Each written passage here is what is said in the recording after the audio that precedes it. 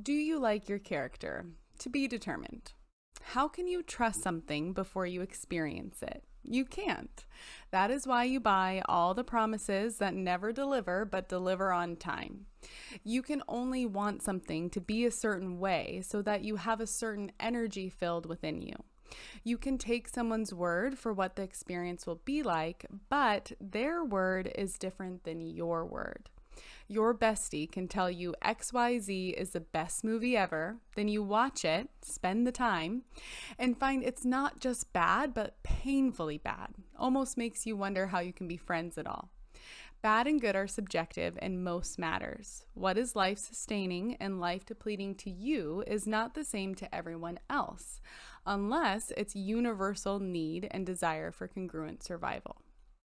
You can never trust the experience on the outside of you is as you desire or someone else projects until you experience it as a flowing CEO, following your IGPS.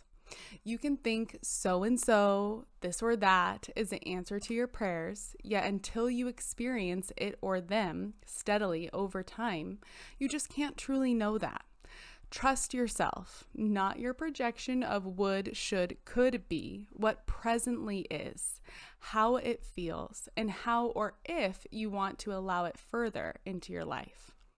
Trust yourself, trust nature, deepen the practices that fulfill you. You can nurture, but you can't change others' nature without their will. Focus on your energy first. Remember, I don't know is more powerful than I know. The spirit of creation doesn't need you to know. It needs you to align. It doesn't give you answers. It gives you experiences so you can answer yourself. Are you listening? Do you trust what you hear inside? When you trust yourself and listen to yourself, boundaries of access and depth are natural and fluid. Distribution. Learn to meet your needs and desires consciously in the full light of the sun. Can you choose to distribute love, acceptance, and forgiveness? Yes, and first, give it to yourself as best you can for all the times you sought love in the dark. If you are having a hard time cultivating an inner energy consciously, resource it externally. Choose to move towards people who are already radiating it. Co-create and cultivate inner-outer unity rather than I owe you, you owe me mentality. We rise steadily together. After the initial discomfort of working through bound energy, it is much easier to exist in alignment with others than try and face them and the world at large from a disempowered, misaligned inner-outer state. Many people believe themselves to be loving and compassionate.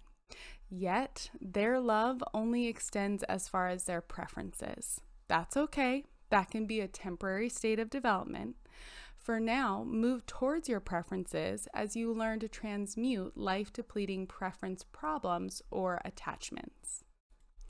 Not everyone loves country music. Not everyone loves ice cream. And even people who love both don't love every song or flavor.